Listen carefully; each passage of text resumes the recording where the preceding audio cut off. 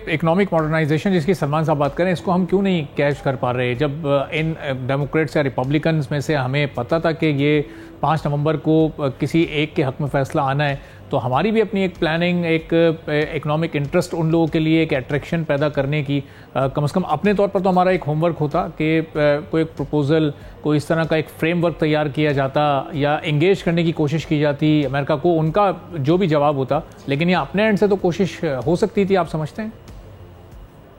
اچھی بات بھی دیکھیں، ہماری ایشو یہی ہے کہ لانگ ٹرم پلاننگ،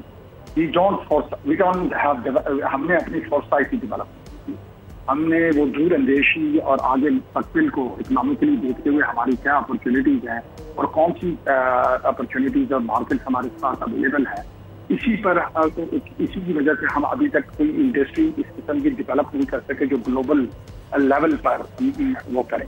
اور ایک اور چیز، میں سلمان صاحب کی بات میں سن رہا تھا، میں ان سے لیکن ایک بات یہ ہے کہ ہم نے گلوبل پارٹنرز کو انویسٹمنٹ پوائنٹ آف ویو سے دیکھا.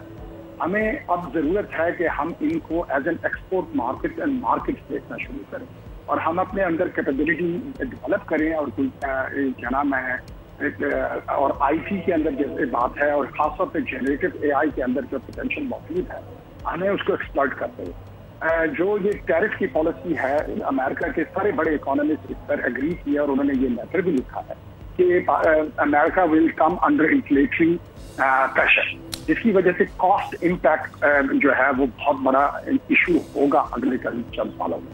اور پاکستان اس لحاظ سے اگر اپنی صحیح پلاننگ کرے اور اس کو اس نظریے سے دیکھے تو پاکستان کے پاس لو کاسٹ اویلیبلٹی، خاص طور پہ ان سروس انڈسٹری، بہت بڑی اپرچونیٹی موجود ہوگی جس کو وہ ایکسپلائٹ کر سکتا ہے اور وہ ریلیشن شپ کو آگے لے کر بڑھ سکتا ہے.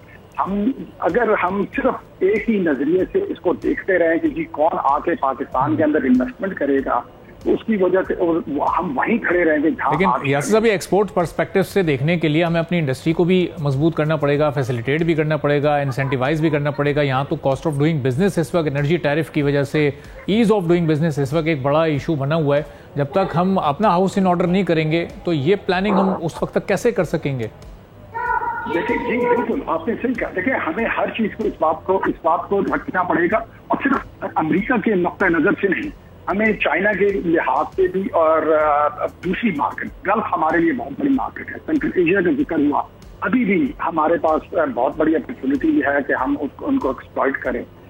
ہم نے جو ہے اسی طریقے سے دیکھیں، اس وقت پاکستان کی اکانومی کے لیے دیر از نو ایزی سولوشن.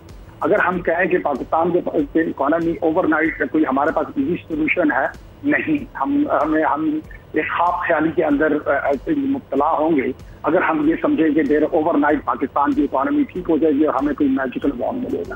ہمیں ٹف ڈیسیژن لینے پڑیں گے، as of doing business, economical. اور ہمیں ایک ہی چیز، اور اس وقت جو ہے، اگر ہم نے اس انویسٹمنٹ اور ایڈ اور کیا نام ہے IMF کے سائیکل سے باہر نکلنا ہے، تو وہ اور صرف ہمیں ایکسٹرا ورلڈ اکانومی کی طرف دیکھنا پڑے گا، جہاں ہم we become relevant to the global supply chain. ہمیں کیا نام ہے، جب بھی ہم نے اپنے اکانومسٹ کو اور ہم نے اپنے فائنینشیل ایڈوائزرز کو اور ایکسپرٹس کو جب بھی سنا ہے، ان کے ایک ہوتی ہے کہ انویسٹمنٹ، پاکستان میں انویسٹمنٹ کیسے آئے گی. پاکستان میں انویسٹمنٹ اس وقت آئے گی جب پاکستان گلوبل سپلائی چین کا حصہ بنے گا. سبسکرائب کریں اور بیل دبائیں تاکہ کوئی خبر رہ نہ جائے.